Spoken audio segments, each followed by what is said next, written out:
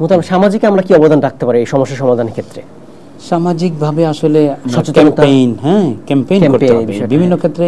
যখন সমাজের মানুষকে নিয়ে যে সমাজে একটা দুরারোগ্য ব্যাধির আকার ধারণ করছে এটা, তো নাউজুবিল্লাহ, যে এটা যেন আমাদেরকে সেই পাপ পেয়ে না বসে, যেই পাপের কারণে কওমে লূতকে আল্লাহ তাআলা ধ্বংস করে দিয়েছিলেন।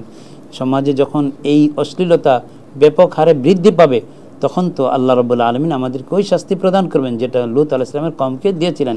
এজন্য ক্যাম্পেইনের মাধ্যমে এবং প্রত্যেকটা নাগরিককে আলাদাভাবে বোঝানোর মাধ্যমে এই বিষয়ে আমরা যখন নাগরিক সচেতনতা তুলে ধরব, বুঝাবো, তখন আলহামদুলিল্লাহ সামাজিকভাবে এটা অনেকটা কমে আসবে এবং সবাই সচেতন হইলে অপরাধের মাত্রাও একেবারে সমাজে জিরোর কোঠা চলে আসবে।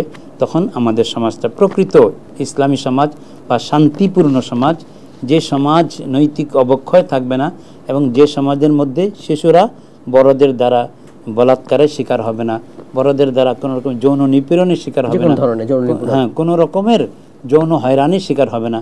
আপনি আপনার কাম ভাব চরিতার্থ করলেন না, কিন্তু শিশুকে যৌন হয়রানি করলেন, তার সেন্সিটিভ জায়গাগুলোতে স্পর্শ করে, তাকে এই টাচের মাধ্যমে তার মনে সুরসুরি দিয়ে দিলেন। এই ছেলেটা ওই নেগেটিভ চিন্তা চেতনা নিয়ে সেও কিন্তু আবার নেগেটিভ ধারণা, সেও আরেকটা শিশুকে এভাবেই স্পর্শ করবে। এজন্য যতটা বেশি আমরা এই সচেতনতা সৃষ্টির মাধ্যমে এই বিষয়গুলোর ক্ষতিকর দিক তুলে ধরবো, তত বেশি আমরা এ থেকে আমাদের সমাজকে লাভবান হতে পারবো, শিশুদেরকে রক্ষা করতে